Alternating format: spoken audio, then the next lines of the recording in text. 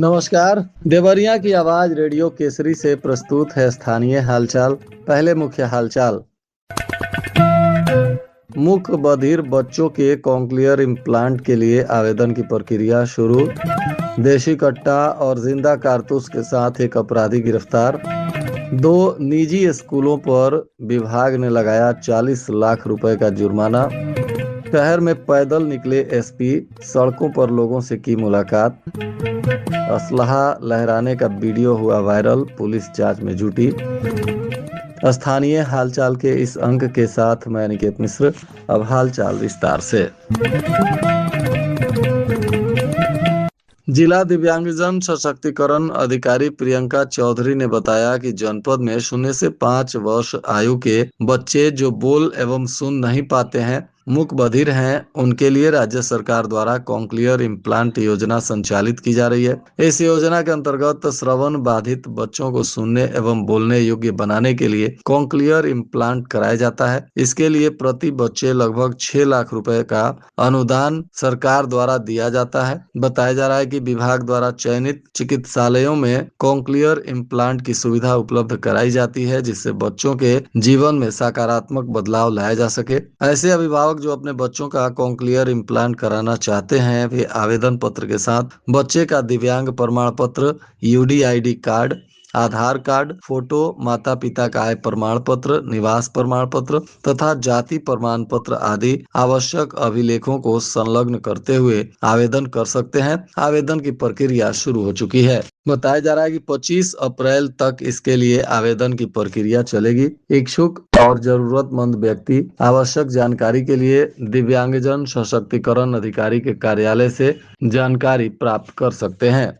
Police अधीक्षक Abhijit are Shankar के द्वारा जनपद में अपराध एवं अपराधियों की रोकथाम को लेकर अभियान चलाया जा रहा है। इसी कड़ी में आज पुलिस ने मुखबिर की सूचना पर रगड़गंज से पैना जाने वाले मार्ग पर सड़क के किनारे बनी एक खाली झोपड़ी से एक अभियुक्त अभिषेक यादव उर्फ सचिन पुत्र रामाजी यादव, जो बरठा लाला थाना मैल जनपद देवरिया का रहने वाला है। इसकी उम्र लगभग 32 वर्ष है। इसको पुलिस ने एक अवैध देशी कट्टा 315 बोर और एक जिंदा कारतूस 315 बोर के साथ गिरफ्तार किया है। इसमें अब बरहज थाने में केस दर्ज करते हुए पुलिस इस पर विधिक कार्रवाई कर रही है।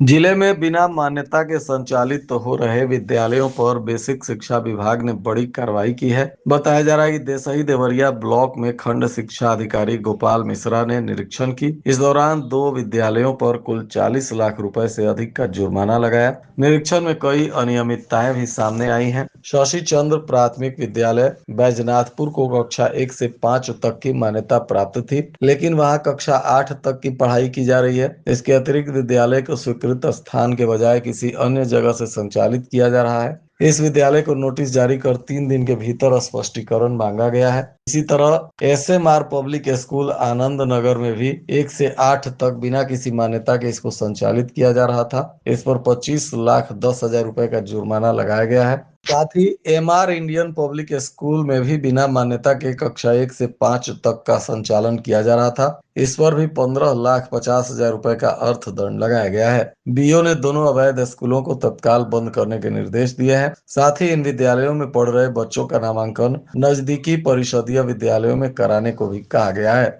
और स्पष्ट किया गया है कि बिना मान्यता के स्कूल को चलाना पूरी तरह से गैर कानूनी है।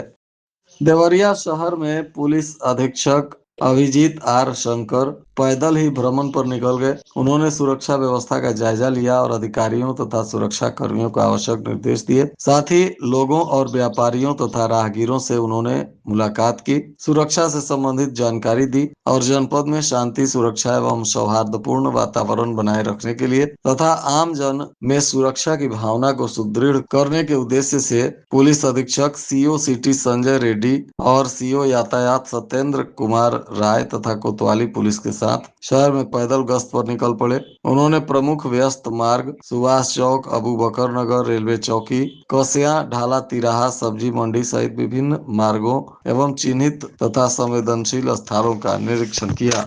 भाटपारानी स्थित विंध्यवासिनी कॉलोनी निवासी अमरनाथ चौरसिया साइबर धोखाधड़ी के शिकार हो गए। उनके बैंक खाते से 96,000 रुपए की ठगी की गई। बताया जा रहा है कि चौरसिया ने भाटपारानी थाना अध्यक्ष को दिए गए प्रार्थना पत्र में बताया है कि उनके मोबाइल स्क्रीन पर एक संदेश मिला था और इसमें साइबर धोखाधड़ी की आशंका जताते हुए यूपीआई पिन बदलने की सलाह दी गई थी। इसके कुछ ही देर बाद उनका मोबाइल फ्रीज हो गया। जब मोबाइल दोबारा ऑन हुआ तो उन्हें एक एसएमएस प्राप्त हुआ जिसमें उनके खाते से 96,000 रुपए कटने की जानकारी दी गई थी। उन्होंने तुरंत बैंक से संपर्क कर अपने खाते को होल्ड करवा दिया। फिलहाल पुलिस अब इनके आवेदन पर मामले की तफ्तीश में जुटी हुई है।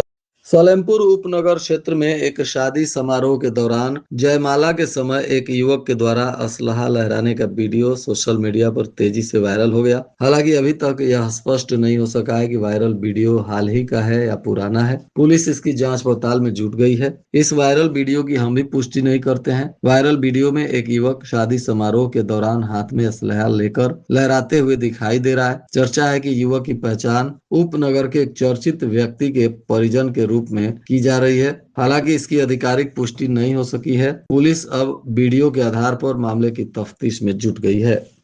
गर्मी बढ़ने के साथ ही संभावित लू को लेकर महर्षि देवराहा बाबा मेडिकल कॉलेज सतर्क हो गया है। इसके मद्देनजर तैयारियां की गई हैं। इमरजेंसी में ओआरएस सहित जरूरी दवाएं उपलब्ध कराई गई हैं, तो वहीं 12 बेड का वार्ड भी आरक्षित किया गया है जहां मरीज के इलाज की व्यवस्था की गई है। पर्याप्त मात्रा में फ्लूइड सहित अन्य जरूरी दवाएं और सामग्री की भी व्यवस्था की गई है। यहाँ डॉक्टर और स्टाफ तैनात रहेंगे। इसके लिए नोडल भी नामित कर दिए गए हैं। मौसम बदलने के साथ ही तापमान चढ़ने लगा है और गर्मी के सीजन में लू की भी अधिक संभावना बनी रहती है। इसके चपेट में आने से लोग बीमार होते हैं और इसी से लोगों को बचाने के लिए मेडिकल कॉलेज अलर्ट मोड पर काम कर रहा है।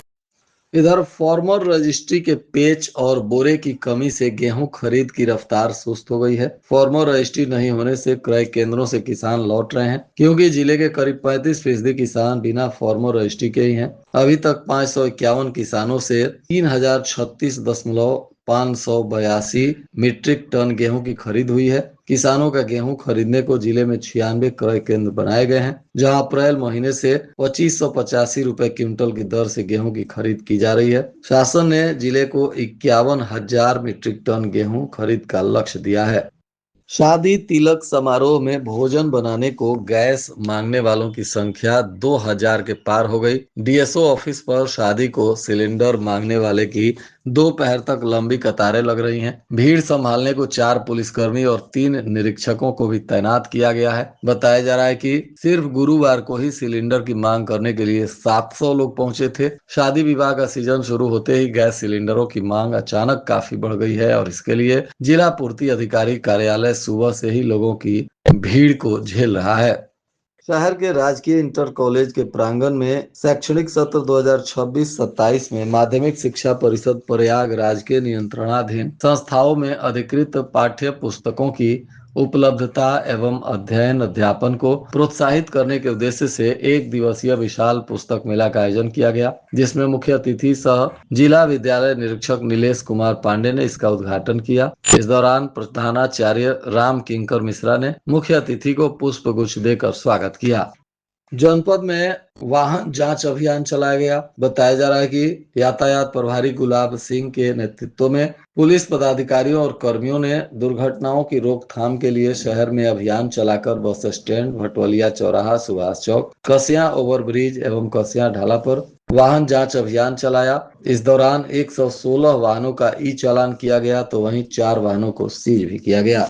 दुग्ध विकास विभाग के द्वारा आयोजित दुग्ध स्वर्ण महोत्सव कार्यक्रम का सजीव प्रसारण विकास भवन के गांधी सभागार में हुआ। विभाग की स्थापना के 50 वर्ष पूर्ण होने के उपलक्ष्य में आयोजित इस कार्यक्रम के लाइव प्रसारण के माध्यम से प्रतिभागियों को विभिन्न योजनाओं एवं गतिविधियों की जानकारी दी गई।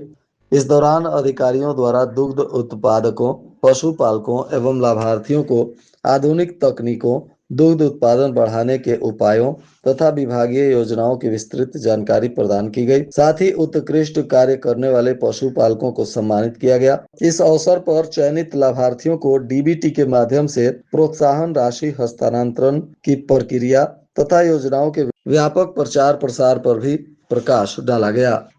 इधर महिलाओं और बालिकाओं की सुरक्षा तथा स्वावलंबन को लेकर मिशन शक्ति अभियान चलाया जा रहा है। इसके 5वें फेज में द्वितीय चरण के तहत पुलिस अधीक्षक अभिजीत आर शंकर के निर्देश पर आज रुद्रपुर की प्रभारी निरीक्षक कल्याण सिंह सागर द्वारा मिशन शक्ति टीम के साथ महिलाओं और बच्चियों को जागरूक किया गया। इस दौरान रुद्रपुर क्षेत्र के अलग अलग जगहों पर महिलाओं को सरकार द्वारा संचालित योजनाओं के बारे में जानकारी दी गई, जिसमें dial 112 helpline number, women power line, child helpline सहित तमाम हेल्प लाइनों के बारे में भी महिलाओं को जागरूक किया गया।